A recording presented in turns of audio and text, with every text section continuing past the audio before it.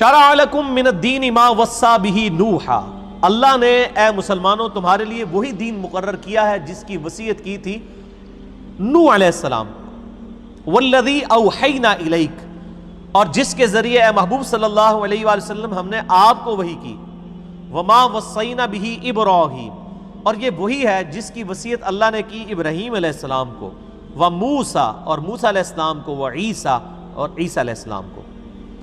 یہ وہ آیت ہے سورہ شورى کی آیت نمبر 13 جس میں اللہ تعالیٰ نے 5 اولو العزم پیغمبروں کا ذکر کر دیا۔ ہمارے محبوب صلی اللہ علیہ وآلہ وسلم، سیدنا نوح علیہ السلام، سیدنا ابراہیم علیہ السلام، سیدنا عیسیٰ علیہ السلام، سیدنا موسیٰ علیہ السلام، ان تمام کو اللہ نے کہا کہ ہم نے ایک ہی بات کی وصیت کی تھی، کیا؟ ان اقیم الدین، کہ دین کو قائم رکھنا، ولا تتفرقوا فی، اور اس میں پھوٹ نہ ڈالنا۔ یہ اللہ تعالیٰ ہمارے تمام نبیوں کو وصیت کی تھی۔ کیا مسلمانوں نے دین قائم رکھا ہوا ہے؟ کیا پھوٹ ڈالنے سے بچ گئے؟ کیونکہ جب مسلمان کو اس کا عالم مسلمانوں والی شکل بنا کے ممبر پہ چڑھ کے یہ کہے گا کہ قرآن حدیث ڈائریکٹ نہ پڑھنا، گمراہ ہو جاؤ گے، تو سر اس کا اینڈ رزلٹ پھر یہی نکلنا تھا نا۔ یہ تو قرآن نے بتانا تھا نا کہ دین قائم رکھو اور پھوٹ نہ ڈالو، فرقوں میں مت بٹو۔ تو جب قرآن سے ہی دور کر دیا گیا، اس کا اینڈ رزلٹ یہی نکلنا تھا۔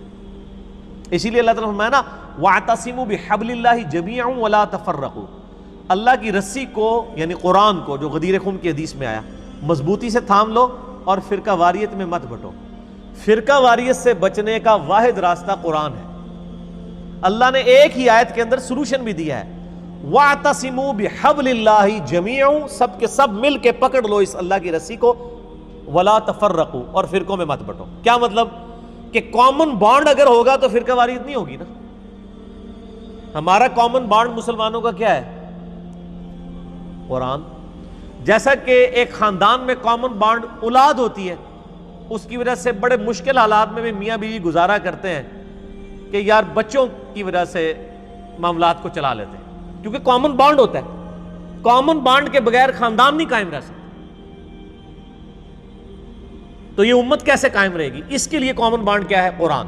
وَاعْتَصِمُوا بِحَبْلِ اللَّهِ جَمِيعًا وَلَا تَفَرَّقُوا، مضبوطی سے پکڑ لو قرآن کو اور فرقہ واریت میں مت پڑو۔ لیکن ہمارے مولوی نے تو امت کو قرآن سے دور کر دیا، اس کا اینڈ رزلٹ اب سامنے ہے۔ حالت یہ ہے کہ آپ فرقہ واریت کے خلاف بولیں نا تو لوگ آپ کو بڑی عجیب نظروں سے دیکھنا شروع کر دیتے ہیں۔ او جی وہ تو 73 فرقے نے جی، وہ ایک نے تو جانا ہے نا جی، انہوں کو آج وہ تواڈے تو علاوہ سارے نے جانا ہے جنت، تسی نہیں جانا، نہیں اسی جانا ہے۔ تو ان کو کہ دوسرے بھی یہی کہتے ہیں۔ اے نہ کیمل دے سارے ہی صحیح کہندے ہو کہ تو نہیں جانا تو سارے ہی نہ جاؤ پھر۔ تو اللہ تعالیٰ ہمارا ہے کہ ہم نے تمام نبیوں کو وصیت کی تھی دین کو قائم رکھنا، پھوٹ نہ ڈالنا۔ کبر علی المشرکین ما تدعوہم الیہ، اے نبی علیہ السلام یہ بہت ہی مشکل اور بھاری بات ہے مشرکین پر جو آپ ان کو اپنی طرف بلا رہے ہیں، جس دعوت توحید کی طرف آپ بلا رہے ہیں، یہ بڑی مشکل بات ہے کہ وہ ایکسیپٹ کریں، بڑی بھاری بات ہے یہ۔ آپ بھی دیکھ لیں، آپ مسلمانوں کو نہیں توحید سمجھا پا رہے، توحید بڑی بھاری شے ہے بھائی، کیونکہ ظاہر ہے اس کے لیے تو آپ کو پھر شخصیت پرستی سے نکلنا پڑے گا، اور یہاں پہ شخصیات بنی ہوئی ہیں بت، اللہ کا نام یوز کرتے ہیں اور لگاتے اپنے ساتھ ہیں۔ اللہ یجتبی الیہ من یشاء ویہدی الیہ من ینیب، اللہ تعالیٰ اسے چن لیتا ہے جس کو وہ چاہتا ہے اور اسے اپنی طرف رجوع کرنے کی توفیق دیتا ہے جس کے لیے وہ چاہتا ہے۔ اور دوسرا معنی بھی درست ہوگا کہ جو اللہ کی طرف رجوع لائے اور جو چاہتا ہو کہ اسے ہدایت دی جائے، اللہ تعالیٰ اسے ہدایت دے دیتا ہے۔